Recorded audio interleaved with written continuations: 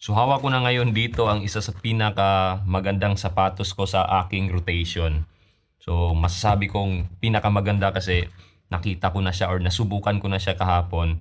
Pero ipapakita ko mamaya to. Bale, meron lang muna akong ikikwento sa inyo. Meron kasing nag-message sa akin personally dito sa TikTok. Sinabi niya sa akin na bakit daw isang buwan na siyang tumatakbo. Hanggang ngayon, ang bagal-bagal pa rin niya. Tapos, ang isa pa doon is that hindi siya nakakatakbo ng continuous sa 1 kilometro. Talagang patigil-tigil siya. So yung sinabi ko naman, maybe because, number one, talagang yung fitness level niya wala pa doon sa kapasidad na kayang tumakbo ng 1 kilometer ng straight. Saka nasabi din niya na medyo may kabigyatan siya.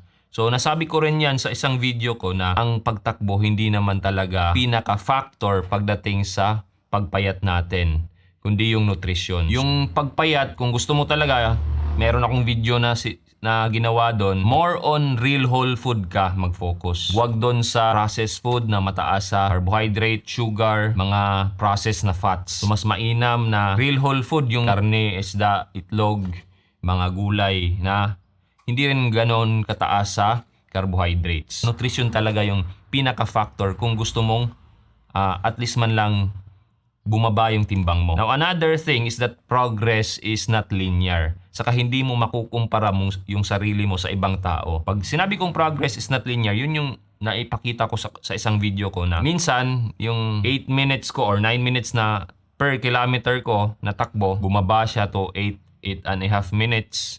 Tapos, the following month, hindi siya bumaba. Parang nag-plateau siya. Tapos, the following month naman, bumaba siya ng kahit papano konti.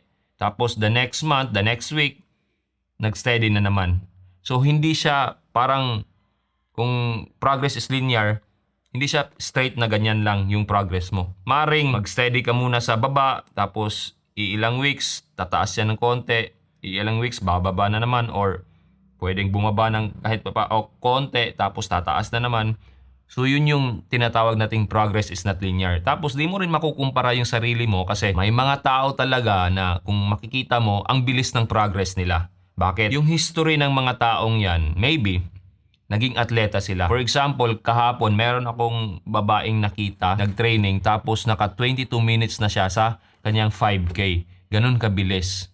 So tinanong ko, 2 to 3 months lang daw siya nag-training, pero estudyante pa siya, atleta talaga siya. Isa siyang runner. That explains na yung progress ng isang tao magkaiba. Kasi magkaiba tayo ng background. May mga atleta, may hindi ganun ka-active. So personally naman, kung ako yung tatanungin mo, ako nag-walking ako for the last or for since 2022. Early 2022. Yun, nakatulong yung walking sa akin kasi 5 kilometers agad yung tinakbo ko. Sabihin na natin, ganun yung fitness ko, pero hindi mabilis. 5 kilometers, walang putol. Anyway, ito nga ang Brooks na bagong sapatos ko na masasabi kong ito na yung bagong panakbo ko sa mga karera or sa mga race event. Kung matatandaan nyo, ito talaga yung pinangtatakbo ko.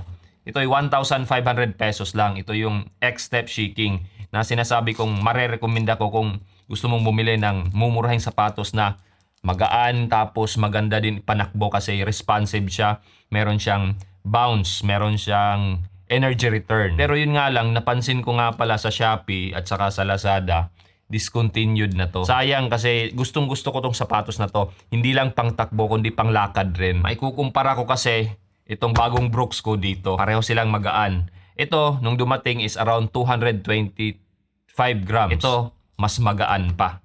Yun. Saka, relatively, hindi naman siya gaano kamahal. Although, sabihin na natin, medyo may kamahalan siya. Pero kung ikukumpara mo sa iba pang sapatos dyan na talagang magaan, saka maganda yung performance, ito hindi ganun kamahal. Anyway, ito yung Brooks Hyperion 2. Ayan.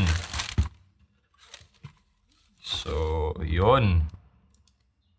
Brooks Hyperion 2. So, kung bakit Brooks? Kasi Brooks din yung pinakaunang sapatos ko, pinakaunang running shoes ko. Sinabi ko sa sarili ko, well, subok ko na yung Brooks. Subukan natin tong Hyperion 2. So, initial impression muna tayo. Mamaya na yung review or after na siguro ng around 30 or 40 kilometers or 50 kilometers. Pinakaunang mapapansin mo talaga dito sa sapatos na to is yung gaan niya.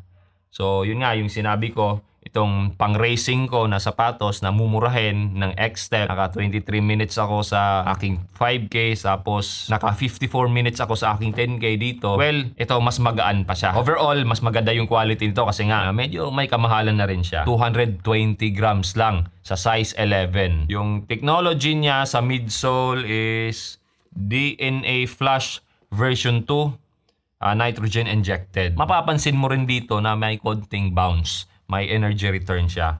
Ito naman yung outsole niya. May rubber dito sa taas, dito sa baba. Yung upper niya, mesh, breathable. Zoom lang natin. Try nating i-zoom. Yan yung lace niya. Di ko sure kung anong tawag ng technology to, pero hindi siya basta-bastang matatanggal kahit isang nut lang. Saka gusseted. Yun pala yung term dito sa telang nakasupport dito sa tang niya. Gusseted pala. Yun yung sinabi ko sa review ko ng Anta G21 Pro. May support na para nakaganito sa kanyang tang. Anyway, yung tang niya may konting padding. Di masyadong makapal. May konti lang, tapos gusseted siya para hindi siya lilihis sa sentro. Yung heel counter niya matigas. Tapos dito sa heel tab, heel collar area, may konting cushioning, which is good enough. Itong overlay niya dito, siyempre may mga overlay siya sa upper. Mapapansin nyo dyan. Saka dito sa likod, branding. Saka yung stock height niya dito is around 26 mm. Sa forefoot naman is around 18 mm. So 8 mm drop siya. Hindi siya masyadong makapal kung mapapansin nyo. For me naman, good enough na siya kasi na-test ko na kanina. Sinuot ko talaga, nag-jog ako. Good enough na yung cushioning niya. So if ever makasali ako sa half marathon this December, ito yung magiging sapatos ko. Excited na ako. So abangan nyo rin yung magiging full review ko nito.